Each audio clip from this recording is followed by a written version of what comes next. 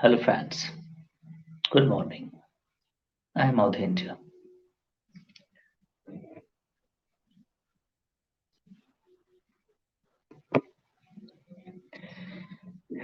The matter that is, I am going to tell you about BRICS, BRICS, a grouping which is a political, economic, and all the relationship that can take place in a countries, like to people exchange, counter-terrorism, many other things, cultural connections, that a country develops the relationship with other countries. What is needed is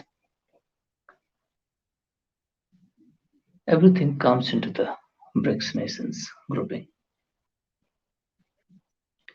At the foreign ministers level, economic minister, every NSA, national security advice, national security advisors, NSA, everybody met and discussed various issues. This is called the BRICS nations, in which trade is a very important matter, and in by which they, trade means the trade, right? For finished goods and services exchanges, minerals exchanges, oil and natural gas reserves, kind of things. Everything is, exchanges. These kind of things actually happens in countries. So this meeting is going on and happened at 23rd, 24 in Johannesburg in South Africa.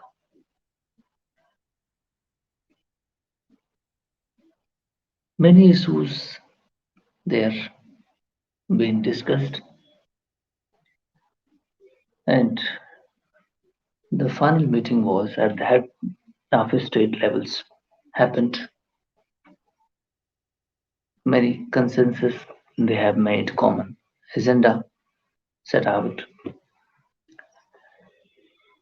The question is,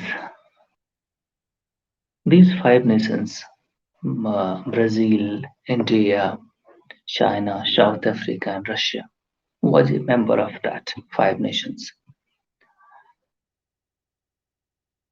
15 years ago, this institution started.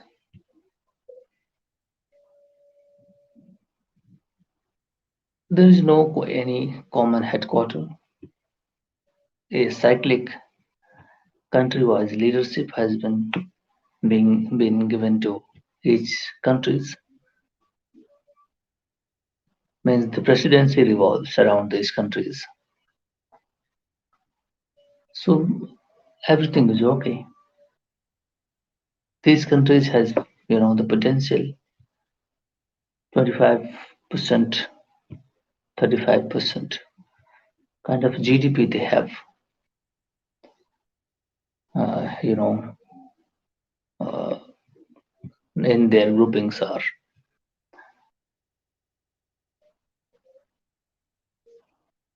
many countries around the world, because these all are the developing countries. Their concerns is not being listened by the developed nations. So these countries wanted to make their uh, cluster, a grouping, so that their common concerns can be addressed. That's the very fundamental issue which led to the development of these this kind of institutions. The China-led institutions, because China has a uh, great weight in this institution, because economically it is rich, so economy directly translates into the political strength as well. So both are interlinked.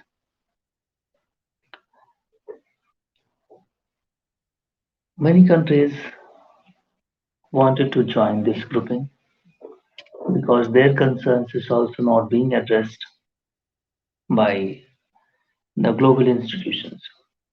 So when they raise as a uh, common agenda for the reforms, then maybe their voice can be heard in by the developed nations because their issues not being addressed. India consistently wanting to make reforms into the international institutions, but nobody is listening. India is concerned. Since 1945, India wants to make reforms. 1945, before his independence, 2 years ago, India wanted to, and since then, India wanting to make the UNSC, United Nations Security Council reform. But nobody is listening. India is concerned. WTO kind of World Trade Organization kind of institutions are being sabotaged by these developed nations. They are circumventing their issues, these kinds of institutions, because their hegemony on these institutions.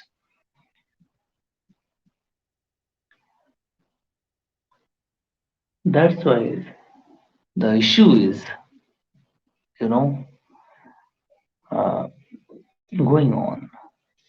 The, many countries wants to join this grouping, so the grouping strength will, they increase. So I want to say that the name of these countries are Egypt, Argentina, Iran, Saudi Arabia, Ethiopia, and UAE, United Arab Emirates. So these six countries now have got their place in the grouping, and many other countries have also raised their willingness to join the institutions. India, as India is, one family, one future, one earth kind of motto we have. So we value the relationship with the world. We want upliftment. So the India always insisted for countries, you know, come up into the grouping, and we support it. Yes, we support it, and we have supported it, and we are supporting it. 40 countries have shown their willingness to join, but their qualification matches actually six states qualification matches this time, and many other nations are also their applications are pending. They are also being considered. When they qualify the criteria, they will also be admitted.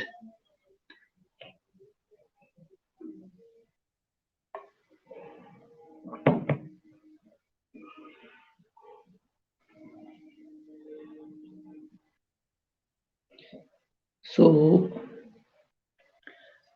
at the sideline of this BRICS meeting, Indian Prime Minister and Mr. Xi Jinping, Chinese President, met at the sideline of this meeting, and they discussed their uh, issues, implicit issues, that is in between India and China, the bordering issues, very concerning issues. And they all said that we have to, the um, change the faster rate of engagement. You know,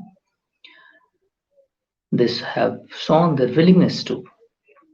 as soon as possible. We have to settle the dispute on the border.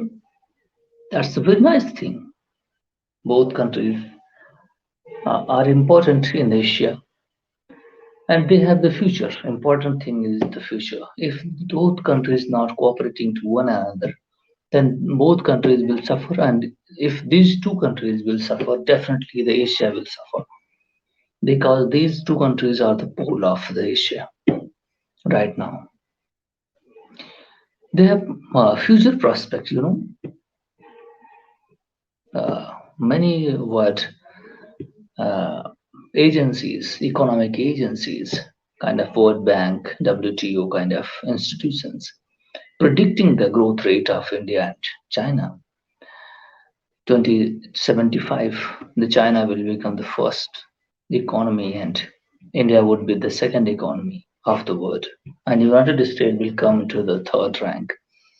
So in the 50 years, everything is going to change. If these two countries comes into the fight, what would be the result? Many people death and destruction should be the result.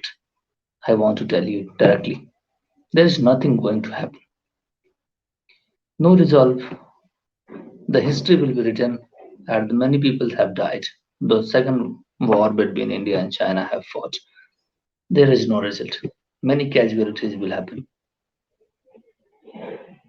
So it would be nice for these two countries to solve their issues according to their diplomatic channels or military channels. Otherwise, death and destruction is the result. Both countries know it. Nobody is going to get any result. So the cooperation is the best solution for these two countries. The border dispute must be resolved peacefully, and India is always uh, value the peace. But the Chinese government is aggressiveness, showing aggressiveness and assertiveness and belligerent actions of the China. Consistently, they are pulling and they are, you know, uh, annoying the India. India since the 2200 BC, when the Ashoka was the ruler of this great nation, quit aggressiveness. They said that we want a, force, a armed force for only for defense, not for aggressive purposes. So since then, as India's preamble is the Ashoka, the emblem, you can see that there is four lions on the capital. So this is the symbol of Ashoka's, and we adopted the policy kind of things, ahimsa policy, non-violence. We value the peace and cooperation, but the Chinese aggressive action is actually ruining the relationship of India. And I urge the Chinese people doesn't matter for the Chinese government. I know it. The voice of the Chinese people is not don't, it doesn't matter for the Communist Party government of China. We know it, but we still urge that Chinese government you have to must consider. Otherwise, uh, you have to show your uh, wisdom. Cooperation is the only way to get out of this. Okay, so this engagement process is going on the border area. Definitely, there could be some kind of sort of solution will come out, and we value the intellect that both sides have intellect. They are resolving their issue, and we are ready for everything. Whatever the option you choose, we are ready for everything. So Either you want war or you want a peaceful settlement. Choice is yours. Thank you very much.